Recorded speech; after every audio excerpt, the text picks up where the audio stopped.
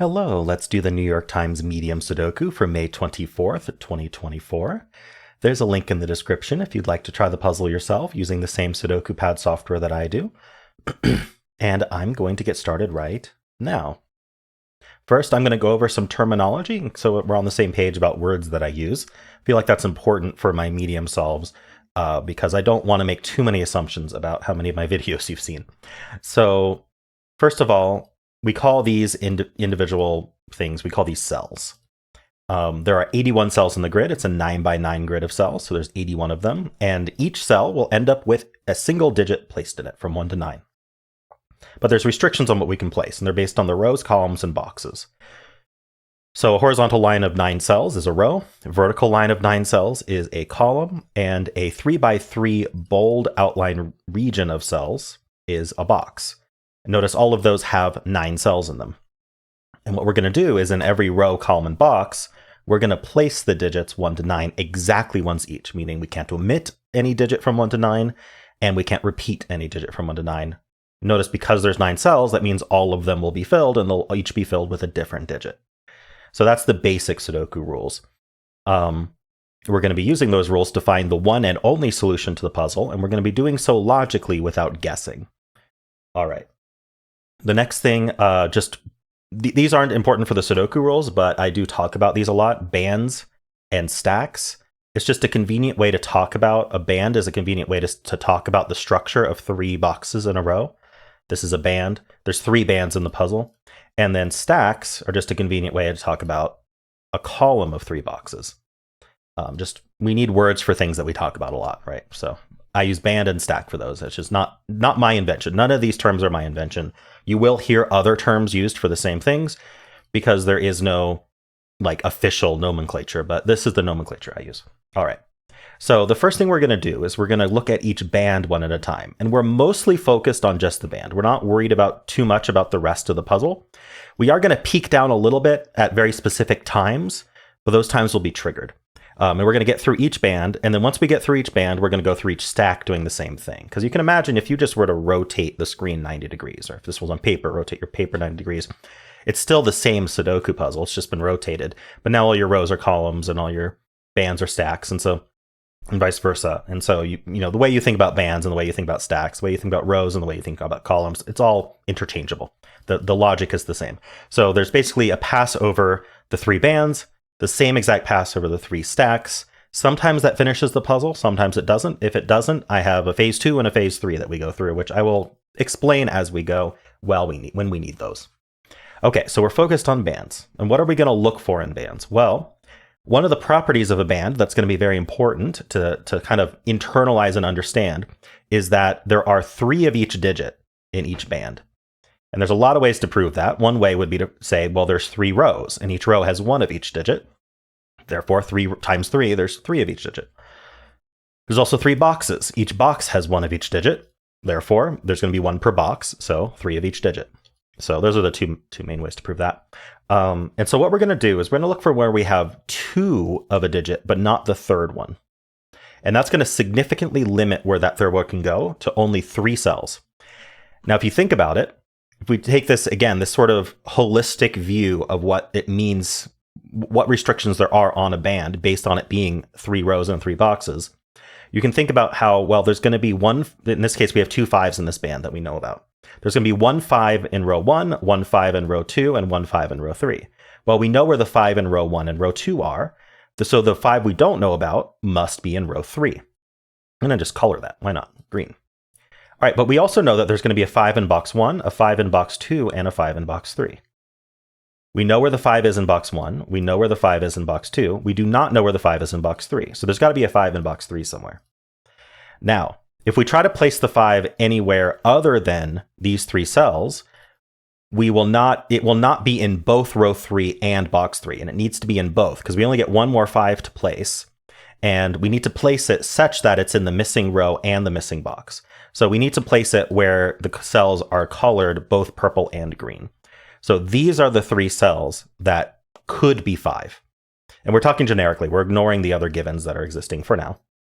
And so what we want to do is we want to look for when we have 2 of a digit in a band and then see the consequence of that about how restricted that third instance of the digit will be. And I call that finding a buddy, right? We see 1, 5, we find a buddy. Now where's the third one?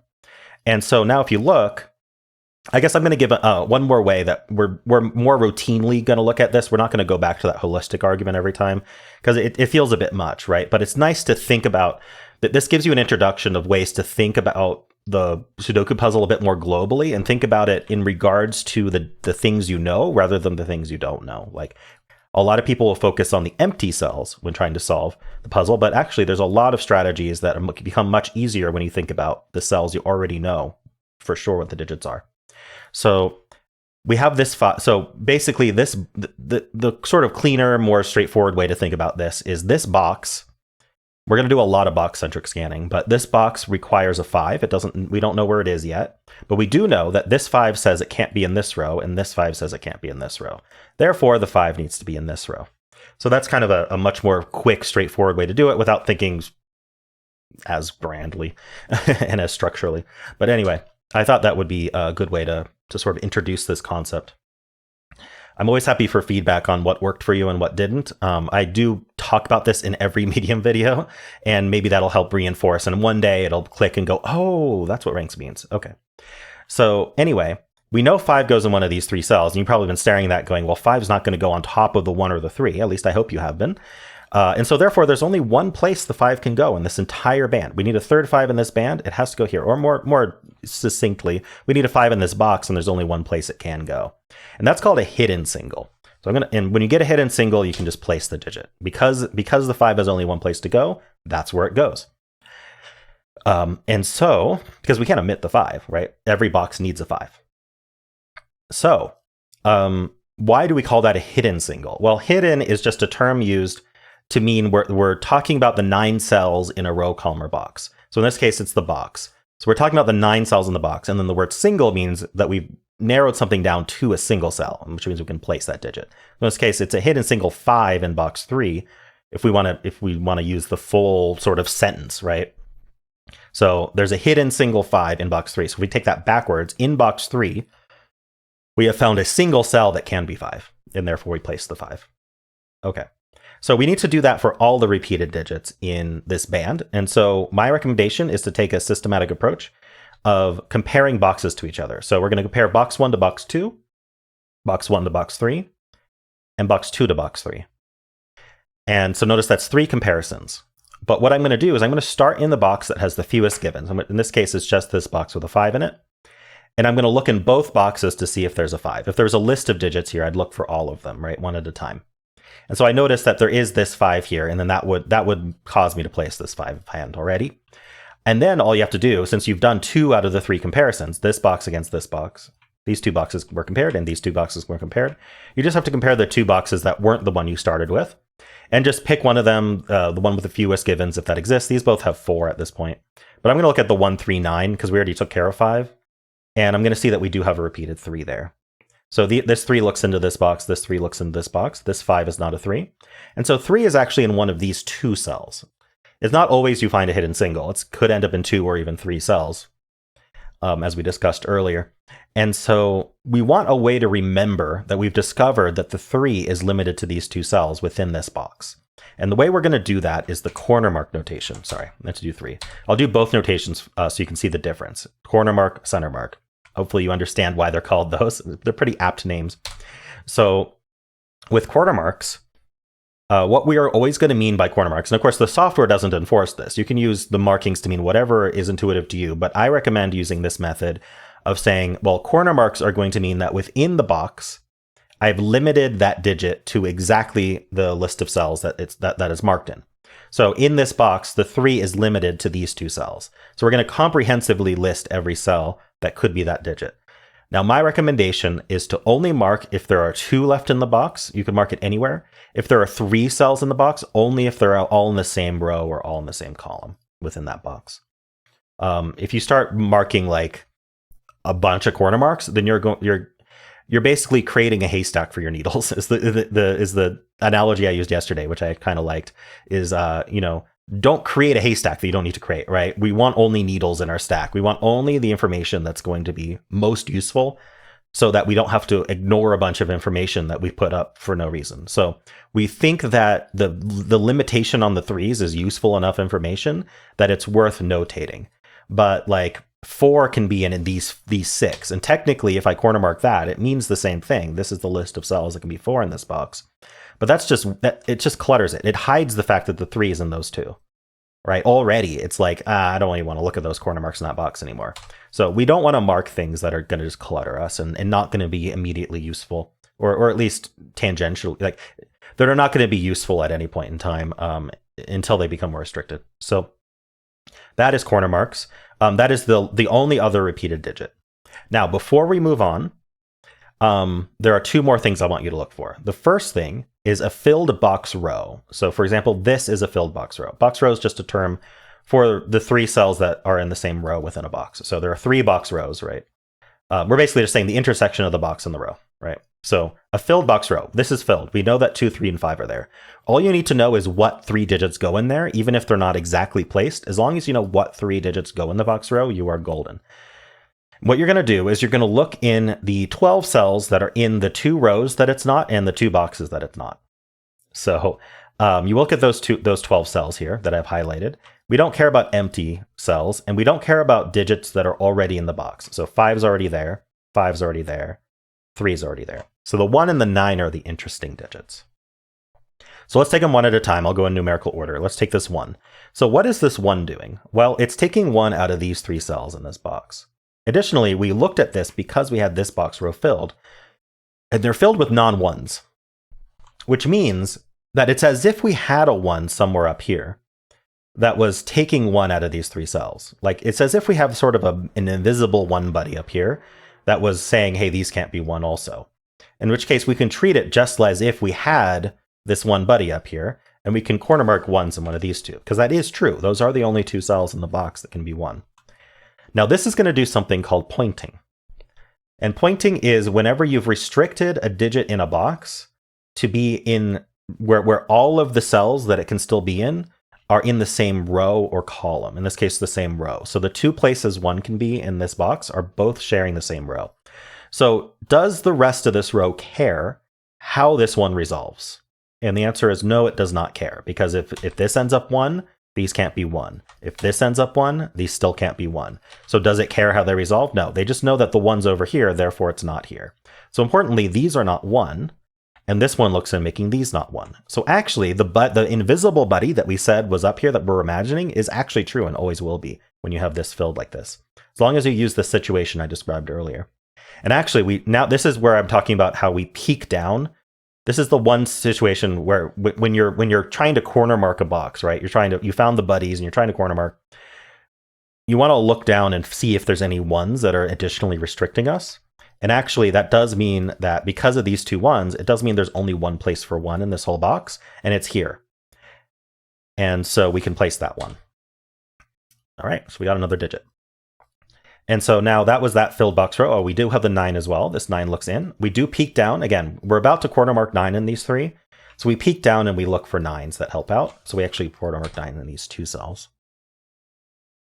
And then now we also have this filled box row.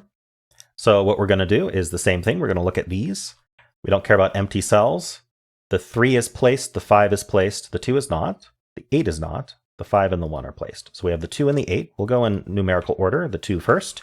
So 2's in one of these 2. Remember to do the virtual buddy, right? These 2's point in, this 2 looks in, so there's a 2 down here. That's the virtual buddy, the invisible buddy that actually ends up true every time.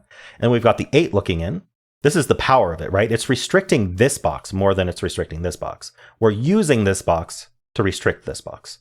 So the 8's looking in, the 8 ends up in one of these 3. And where's our fake buddy? In the same row as this, right? These 8's point in, this 8 looks in. And so the 8 ends up down here as well. Very nice. All right. So that is it for our filled box rows. And so the last thing to look for is if there's a row or a box that has been reduced to 4 or fewer open cells. And unfortunately, there are not. This box has 5 open cells. This row has 5 open cells, etc. So we do not have that. So we just move on. I'll tell you what to do with that when we find one. I guarantee we will. All right. So Now we're going to do the same thing with the next band. Remember, we're going to start with the box that is the fewest givens, the 6 and the 7. And we look in here for a 6 or a 7. So we did find a 6. There is no 7. I look at the same time. If you want, you can do one digit at a time. But that does mean there's a 6 in one of these two cells. Now we compare these two against each other. So I'm going to take the 1 and the 9. We already took care of the 6. And so we do find the 9. And so those 9s look in here. This 9, remember, we're peeking up. This 9 looks here. We're peeking up and down when we do the middle band. And so that means there's only one place for 9 in the box. We can place it. All right. And so that is it for the repeats. Do we have a filled box row? Not quite. This isn't quite filled, so we can't use that. Same with this, right? And then do we have any rows or boxes reduced to 4 or fewer open cells? Definitely not. So we move on to the next band. You can see how this is a very quick first pass, as long as I'm not sitting here explaining a lot of stuff about Sudoku. But anyway, that's why these solves are longer than my heart. Because I'm sitting here and I'm trying to make sure I explain from the fundamentals and not make too many assumptions about what you've heard already in terms of explanation. So in this box, we have the 4 and the 7, these two 4s. Look in, putting a 4 in one of these, oops, not all of them, one of these 3. And then we have these two 7s looking in, and this 7 looks down, and that places this 7. Very nice. All right, and so now we compare the 1. So we used the 4 and 7 already, so we just compare the 1 against here. There is no 1. So that's it for the buddies. Now we look for filled box rows. There aren't any. You can already have kind of looked for that while you were looking at each box, right? And then any rows or boxes down to 4 or fewer. Again, we would have seen that. It's not, but this is the last chance to kind of look. So we finished the 3 bands. We got some good information. We placed a digit, at least one digit in each band. Not too bad. You never know which band or stack. I mean, you can kind of get an instinct for which bands and stacks are going to be most useful, but I just go in order even in my own solves. I just don't want to miss anything, and I don't want to forget, oh, I never scanned that band, things like that. So you'll get there eventually, and you can get pretty quick at getting through this first pass. So now we're going to do the stack, and we're going to do the same thing with the stacks. Just anytime I said row, say column instead. Boxes are the same. So we have this 4 and 7. There are no 4 7s up here, so no use there. Then so now we have the 5, 8, 9. So let's just go numerical order. We have these two 5s. This 5 looks in. So 5's in one of these two. Still quarter mark it. Just we quarter mark it vertically this time. The 5, the 8. We have these two 8s looking down. That does place the 8 right here. Now, when we place a digit, after we finish the scan on bands, when we're doing the stack scanning, we want to make sure we follow up on the bands with the new information we get. So we just got this 8. So what I'm looking for is, do we have a buddy 8 now? In this band, we do not. And did we fill a box row? We did not. Did we cause a row or box to be 4 or fewer? We did not. Those are the things going on in my head. I'm going to vocalize it in this solve of what I'm looking for whenever I place a digit. So unfortunately, none of that, but we'll move on. So the 9 does not have a buddy. And so now we look for filled box columns. And actually, we just filled one. So what we can do is look at these cells, right? Ignore the empty ones. Ignore what's already placed in the box. 8's already placed. All of these are useful. So we're going to get a lot of info about this, right? Let's just go in order of numerical. The order of numerical. So we have this 2 looking down. So 2's in here. And remember, we're going to get the virtual buddy here as well. You can think about the pointing every time if you'd like, but it is always going to be in line with the 3. So we also have the 3. So we end up with a 3 over here, and we end up with 3 in line here. And then we also have the 5. So the 5 looks down. We already got this 5. We have these 2 as well. So then we have this 9. We already did the buddy 5s, basically. We have this 9 looking down. So 9's in one of these 3. And then it's going to be, so it's going to be here, right? But I have these corner marked. So what's actually happened here is these 9s have pointed up and they have removed this 9 corner mark, right? This cannot be 9. Look what happens if this is 9. Maybe that'll help reinforce things.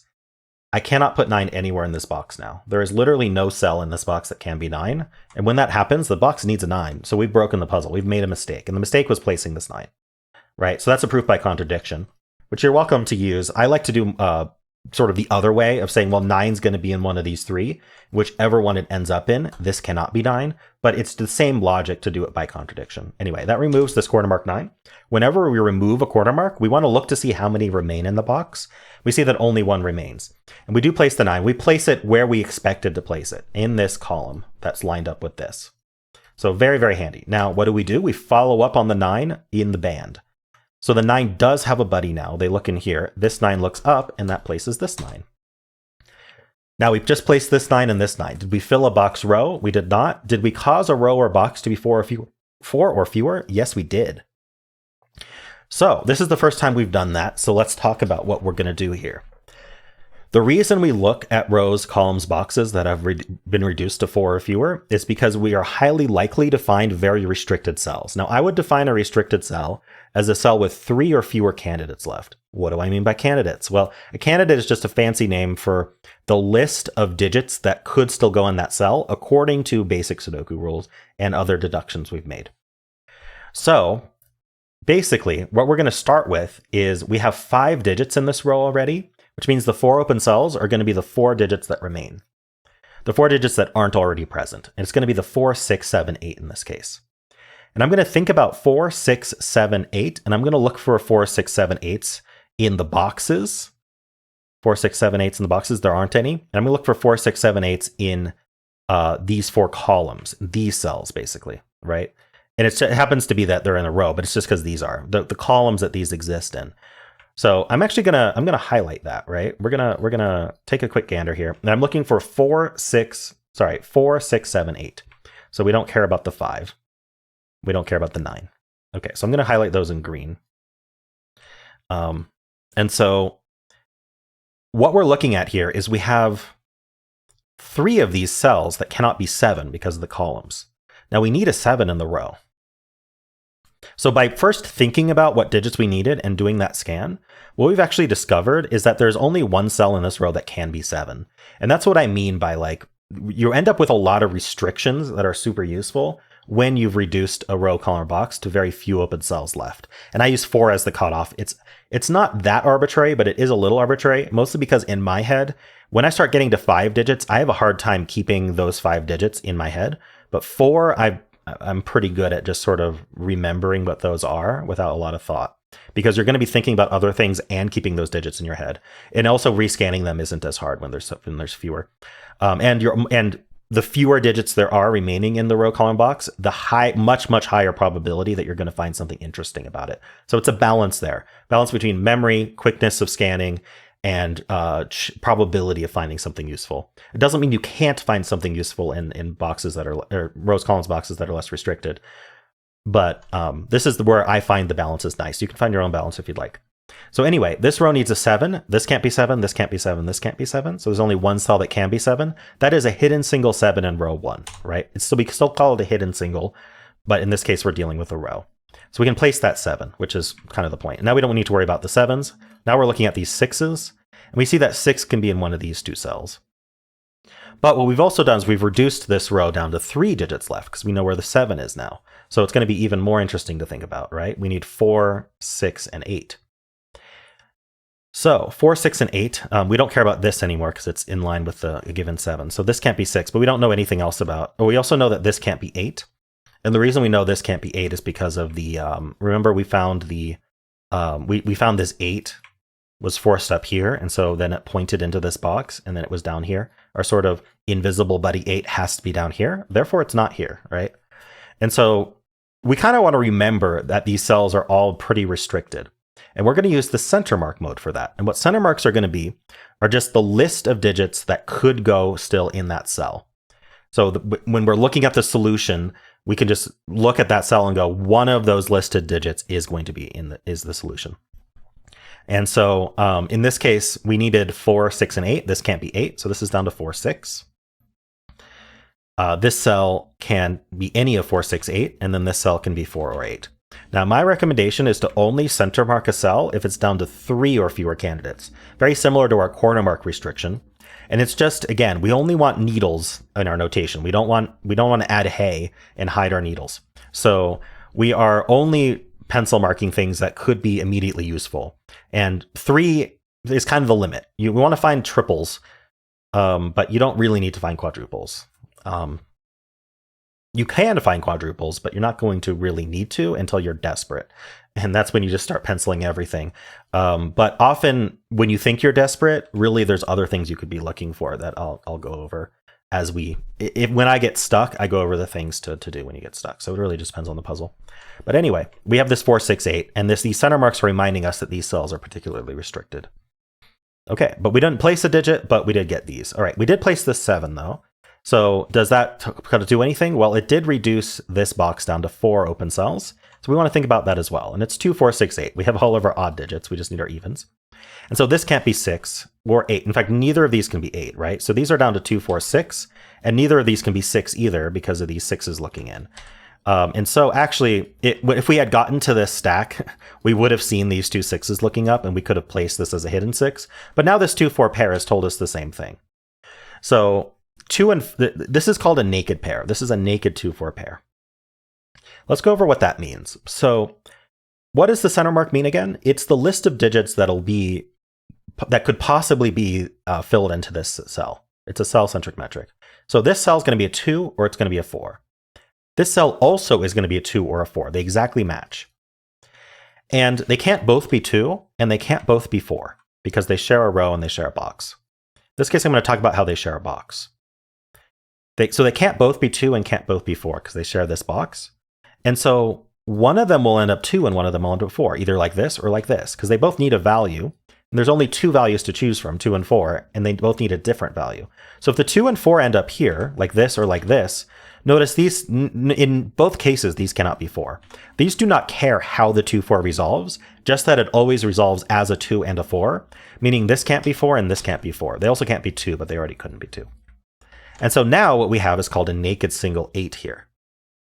This 8 is a naked single because we have the entire list of candidate values for this cell is 1. It can't be 1, 2, 3, 4, 5, 6, 7, or 9. So if it can't be 8 of the digits, it has to be the 9th one. Because if it isn't the 9th one, it's no digit, and we have to put a digit in there. So we're going to put the 8 because it's the only one available. And now this can't be 8, and so this is a naked single 6. And now this can't be 6, so it's a naked single 4. I'm not going to talk about that every time, but I just figured I'd do it for this row resolving. So that was huge. We have this 2, 4 pair. It also affects the row, removing 2 and 4 from the rest of the row. So if you think about it, this 4 that we just placed, it's got a buddy 4 over here. We don't know exactly which one, but it is going to be a buddy 4 right here. And so these can't be 4. And so 4 ends up down here. We can get another corner mark out of that. Also, this box is down to 4 open cells, so we can think about that too. And I'm already seeing that we have corner mark 4s here and corner mark 1s here. So they are going to be down to 3 digits, because these can't be 4 and these can't be 1 based on our corner marks. So the digits remaining are 1, 4, 6, 7. And so I can immediately just do 1, 6, 7 here. This can't be 7. And I can do 4, 6, 7 here and just get those markings out. But we do still want to think about if there's any consequences to that. So don't forget to do that. Also, this row is reduced to 4 open cells. You may say, what about these two? Well, these are going to be 2 and 4. It doesn't matter how they resolve. These are still just the 4 digits remaining. So it's worth looking at. They are the 1, 3, 6, and 7. I'm seeing neither of these can be 1. We have it marked here. So these are down to 3, 6, 7. And this one can't be 7 because of the column. So you can see we got a lot of really good markings out of this. These I'm not going to think about yet because it is 5 open cells here and 5 open cells here, and they're not particularly restricted. We do know the 2 and 8 end up here though. So we already have that marked. All right, so that was the follow-up on that band. Notice we got a whole lot of stuff from following up from, I think, placing this 9. So even 1 digit can make a huge difference to how we think about the band. And now also placing this 9. Okay, we placed that 9 because of this. That is still the only filled box column. We didn't place any more digits in here to try to find buddies. So now what we're going to do is look for columns or boxes down to 4 or fewer, and we do see this column. And so this is down to 1, 2, 3, 6. This can't be 1 or 6, so it's 2, 3. This can't be 6, so it's 1, 2, 3. This can be any of 1, 2, 3, 6, so we're not going to mark it. Okay. So that was really good. This band got us quite a bit. I don't think there's anything else to find here at the moment for what we're looking for, so we're going to move on to this band now. And again, remember, we are still scanning these bands. So we're going to start with 1, 4, 7 against these two. We have all 3 1s. We don't worry about it. We do have a 4 buddy. So the 4 ends up in one of these 3. We do not have a 7 buddy. Now we just compare the 1, 6, 9 against this. And then we see that we have the 1s were done already. 6, no buddy, but the 9 does have a buddy. So the 9 ends up in one of these 2 cells. Okay. So that's it for the buddies. No filled box columns. Any columns or boxes down to 4 or fewer? I don't think so, no. So now we do this stack. So I'm going to start with this 5, 6, 7. We do have 6s and 7s completely done. So it would just be the 5. We do have a buddy. And this 5 also looks in all the way from over there. So we do place this 5. Now when we place that 5, follow up on this band. Remember, if we hadn't followed up here, we wouldn't have gotten any of that stuff. So we do have these two 5s looking in. This 5 looks down. That does place this 5. When I do so, I am noticing that we've removed one of our 4 corner marks, but then I'm also noticing we have 2 4 corner marks left. And so we cannot place it. But we've already done this stack also. So we want to make sure we follow up with the buddies in this stack as well. And it does put a 5 down here. Did we fill any box row? No. Did we fill any box column? Right? Because we've already done this stack. So there's a lot of follow-ups to think about, both the band and the stack for that 5. But we didn't do any of those. Did we reduce a row, column, or box to 4 or fewer? We only have to look at this column, this row, this box. No, we did not. Okay. So that is it for the follow-up from this 5. So now we continue to look for repeats. We looked at this box against these two. So now we compare this box against this one. Remember, 6 and 7 already done. 5 is done now. We do have the 2 9s looking down. And that puts a 9 in one of these two. Now, I have been doing this every time, but I'm only mentioning it now because it does something. Whenever we corner mark something in 2 cells, I'm looking kind of perpendicular to that, right? We corner marked this vertically, so I'm looking horizontally. And I'm looking at these 2 boxes, and I'm looking to see how the 9 is restricted in these 2 boxes. This box, the 9 is in 3 places, so we don't care. But in this box, it's in 2 places, and it's the same 2 rows as this box. Some might call this an X-wing. I think it's kind of over the top to call it an X-wing, because X-wings generally are going to span 4 boxes. What we found here is called a hidden single in row 8, because if the way to think about this is in this box, the 9 is in row 7 and row 9 only, and in this box, we're in row 7 or row 9 only. So row 8's going to need a 9. And it's as if we have buddies, right? We're either going to have these buddies or these buddies, if you want to think about it that way. That's kind of the X-wing way to think about it. But really, I think the more straightforward way to think about it is the 9 in row 8 is going to come from this other box, because it doesn't come from this box, it doesn't come from this box. So really just inspect row 8. Inspect the row they're not in both boxes, and notice that 9 can only be here now. It was restricted to these 3, but this can't be 9 because it's got an 8 in it, and this can't be 9 because there's a 9 right there. We also have these corner mark 9s that we do need to trust, because sometimes it doesn't come from a placed digit. Sometimes it came from other logic. So we're trusting our corner mark 9s, and we're going, the 9 ends up here. You can also think about this as this row is saying 9 needs to be in these 3 cells, and this column is saying 9 needs to be in these 3 cells. Well, they need to agree, right? And we can't put 2 9s in this box. And so the only cell they agree on is this one, so that's the cell that is a 9. So we end up placing a 9 in this purple green cell, which means these can't be 9 anymore. All right, follow up on the 9. There's not really anything to follow up on, but we did look. Okay, so we placed that 9. Very nice. And that was because we corner marked these 9s. Did you notice that? This corner mark gave us this digit way over here. So there are interesting consequences that we're scanning for here. And so that was the 9. Did this 9 fill a box or a box column? No. Did it cause any rows or columns or boxes before or fewer? Fortunately, actually, it did. This row is now down to 4. So let's just think about the row in general. And I'm actually seeing we have a hidden single 5 already. So the things I'm always suspicious of is when we've got corner marks overlapping, right? So I looked at the 5 first because I knew we would need a 5 in the row because there's a corner mark 5 here. And then I looked at the other 3 cells. I knew that this wouldn't be 5 because we already had these corner marks and it affects the box. So these wouldn't be 5, right? These obviously aren't 5. And then I saw we have this 5 here, or this 5, if you prefer, and this 5 here. And so there's a hidden single 5 in the row. And I found that without even enumerating all the digits that we need in the row. So we placed that 5. I'm looking for follow-ups vertically. I'm not seeing any. But this row, we're going to finish by just penciling. We need the 1, 2, and 3. So I'm looking at the consequences there. I don't see like any placed digits, but I do see restrictions like this 1 and this 3. All right.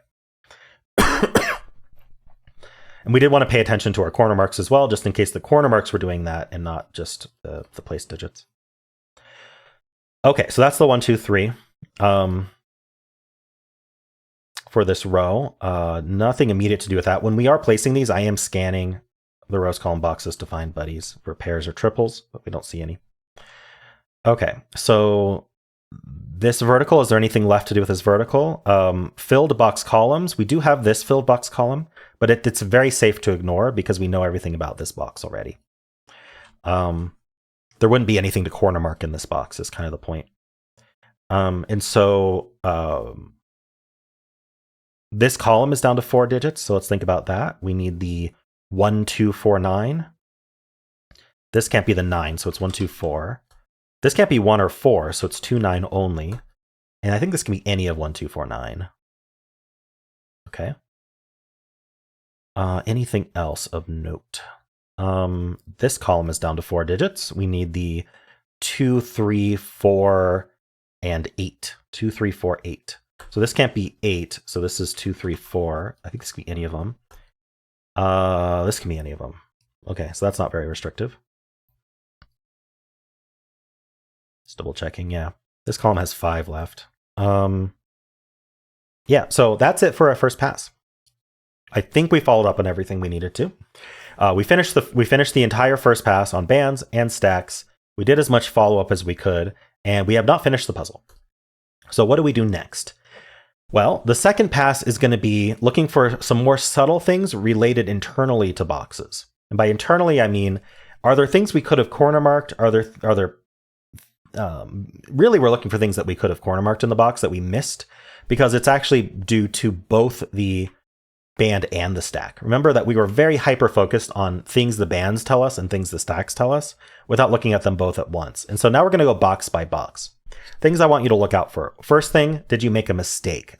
Not really a mistake, but did you not respect corner marks? Because that can happen when you're center marking. It happens to me all the time, where I didn't notice a corner mark in the box when I center marked. So we're looking at our corner marks, the 1s and the 4s. We're looking at the box to see, okay, are these the only cells I have center marked 1s on? Are these the only cells I have center marked 4s on? And then we're also looking to see if there maybe is a pair or a triple or something, a hidden single in the box we didn't notice. And we're looking to see if there's pointing that we didn't respect with our center marks. So like, did we center mark 4s in here? Did we center mark 1s in here, etc.? And then if we don't already have the entire box marked up, there's additional things to look for, but in this case, there's not. So we'll skip that. When we get to a box that needs it, we'll do it. This box here, we've got the 3s corner marked. We got the 2 and the 8s, making sure those are respected. Additionally, this is not fully marked up. So what I'm going to be doing is I'm going to be looking for digits that appear here and here that are not already in the box. And you can try to focus on specific structures. For example, we have this 1, 5 here. This 1, 5 here, we can look at this row because they share a column. There's going to be one row they're not in. We can look at that row. And what we're specifically looking for is any digit that's not already placed in the box. So we don't care about the 9, we don't care about the 5 and 1, but the 3 is not already placed. But we already have the 3 corner marked, so we can just trust that. We don't worry about it. But if this, you can see that this 3 did fill this here. We can also look horizontally. So we can look at this 1, 9, for example, and we look at this column. We don't care about 1, 9, or 5, but the 7 might be interesting. So we look at how this 7 affects things. And what we're hoping to find is a 7 somewhere over here that's helpful. Unfortunately, we don't. So we haven't restricted it enough, so we can't corner mark it. And then we can also look at the 1 and the 4. We can look here, right? So really what we're doing is we're looking at all 3 of these columns because this is filled. So do we see any, the 1 and the 5 we don't care about, the 6 and the 4, we only care about the 6. Do we see any 6s here? We do not. Okay, we're going to move on, right? So you can kind of get an instinct for which boxes are going to be helpful and which won't be. I figured this one wouldn't be, but I figured also I'd demonstrate. This box we know everything about. We don't need to look at it. This box here, we do have the 2s corner marked, the 3s corner marked, and the 6s corner marked. Make sure we respected that vertically, horizontally, and in the box. Okay, we have this 5, 9. We're going to look at this row. This row is very juicy, right? And so we don't care about the 5 or the 9, but the 1 and the 6 could be helpful. And then what we're going to be doing is looking here for 1s and 6s. Unfortunately, we don't see any. So, unfortunately, we already have the 6 cornered here as well, and the 1, and so unfortunately in any of these 3. We also have this 9 and 8, so we're going to look at this column, also very juicy. The 5 and 9 are already placed. The 4 and the 7 are useful. We look over here for 4s and 7s, and look, we found a 7. So we found our first crossing, is what I call it. We have these 2 7s that I put in green. Actually, let me give it a different color. Let's give this 7 a purple. So what's this 7 do to the box? Well, it removes 7 from these 3 cells.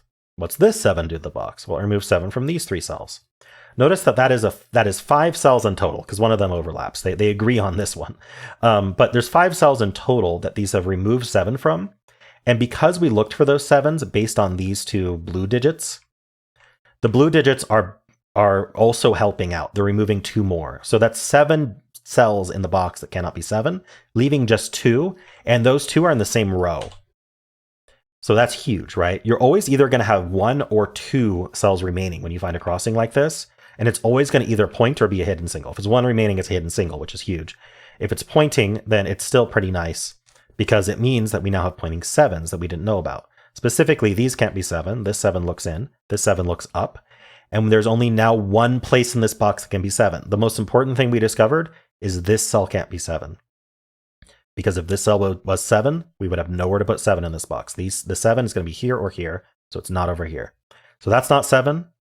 This 7 looks in, this isn't 7. This 7 looks up, that's not 7. These are all not 7s.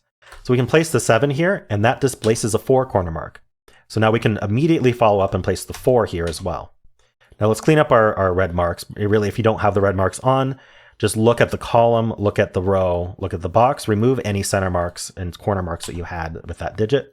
So we remove that 7. When we do that, I have noticed that we have created a 3-6 pair. We're going to take care of that right away. We can always come back and do the 4, right? When you start getting a bunch of digits at once, you have to make a choice of what to look at. And I try to go off instinct of what's going to be the most effective thing to look at to get me the most information. So we've got this 3-6 pair. And so this is a naked pair. I described it earlier. One of these will be 3 and one of these will be 6. These do not care how they resolve. All they care about is they can't be 3 or 6 anymore. So we're going to remove the 6. That gives us a naked 1, which gives a naked 7. And that leaves a 4-6 pair behind. This is going to be a triple, but I'm less worried about that because I see that this 7 has a huge effect. It places the 7 in this box. Remember, we just put those corner marks in. This 1 also removes 1 from here, giving us a 2-3 naked pair, which means this can't be 2 or 3 anymore. I'm going to clean up this 4 over here as well. I'm going to fill this triple because I do want to follow up on this box, but it's going to be penciling and stuff. So I've got kind of the low-hanging fruit. So we're gonna do this triple, which is 2, 7, 8. And actually, we do see we have these 2 7s looking in. So that was a follow-up I could have done on this 7 as well. I've seen it had a buddy. So we at that 7. Now all the 7s are done. Very nice. You can see we got a cascade of stuff all from that deduction. And so crossings are huge. But I have you look at them in the second pass because I don't want you getting overwhelmed with things to look for because crossings are very rare.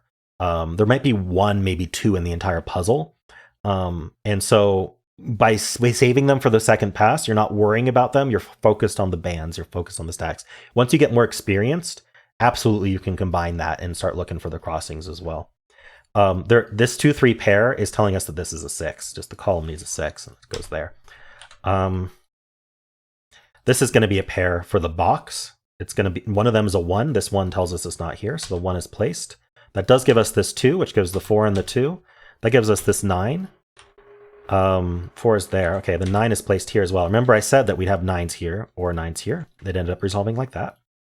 This can't be 2 anymore. There's a lot to follow up on, but if you see that you have a almost filled column with only 1 cell left, it's called a full house. Just fill the last digit. I think that's the highest priority. That removes this 1, and when I do that, I'm looking at this row to see how the 1 is affected in the row, and I see that 1 can only be here now, so we can place that. I see that we have corner marked 5s in only 1 spot. That happened at some point. I'm not sure when, but now we're placing the 5. We'll place the 3 as well. This column is down to 4, 6, and this can't be 6. So this is the 4, this is the 6, that's the 4. And I think we're basically done now. At this point in the puzzle, my instincts are telling me, just look at the restricted rows, columns, boxes, the most restricted ones first, pencil them, and you will finish the puzzle. So we're going to start here with this pair. It is going to be the 2 and the 6. Okay. I'm seeing that there's 3 left here, so let's think about that. We do need a 2, 3, and 8. That's not 3, that's not 2. So the 3 does end up in one of these 2. This is also 2, 3, 8 for the box. So we'll fill that, and it's not an 8 because of the row, right? So 8 actually also ends up here. What's the best way to think about this?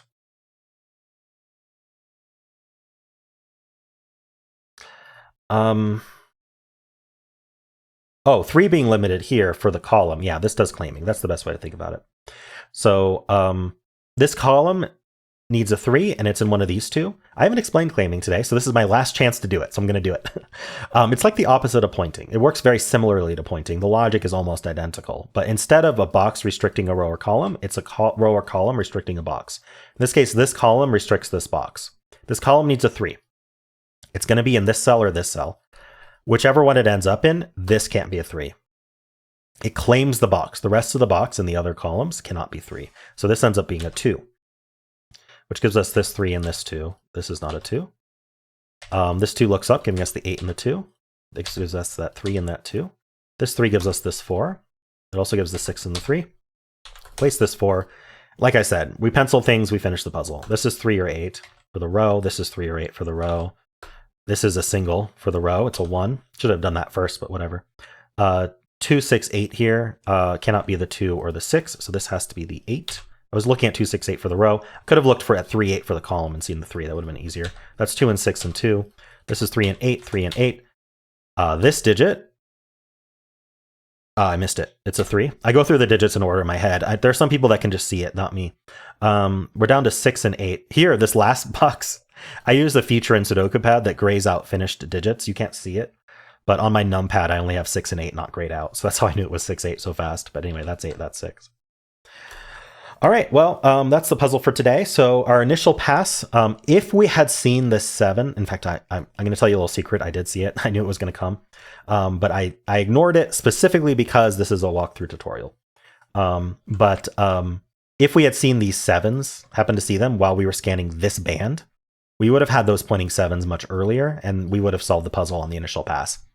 But as it was, because these 7s were kind of a really important spot for this puzzle, we ended up having to wait for the second pass on each individual box in order to find that and execute it. But it did finish the puzzle, and we're fine. And you can see once you get into the end game, like you have so many filled cells, just look for rows, columns, boxes with 4 or fewer, and just focus on those. Pencil them. Pencil the ones that are the least number of open cells left, and you'll just finish the puzzle really quick. The puzzle, I basically call the puzzle done at that point. Like, there's nothing interesting to do. You're just trying to get the rest of the digits filled for satisfaction reasons, and to make sure that you didn't make any mistakes and you're actually able to finish the puzzle. Anyway, excuse me. Anyway, I hope you enjoyed this.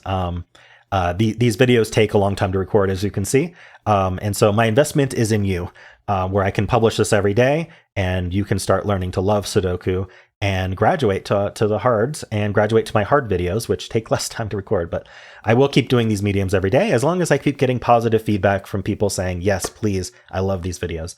They are helping me learn Sudoku. So if you did, please leave a like, subscribe, kind comment below. And at the end of my videos now, I will be showing my super supporters. So thank you very much to my super supporter members. If you would also like to become a member of any tier, I have just updated the tiers to be more in line with my current content. So there is the early release tier where you'll get most of my content early. Sudoku is the exception. I will publish that as soon as possible. But all my other content is delayed, and members do get to see that early. And then there are additional tiers if you want to provide additional support. And the super supporters are providing a lot of support to this channel. And so I want to thank them at the end of the videos. And so they are on screen now. And so yeah, if you stuck this far with me, thank you so much. And I'll see you next time.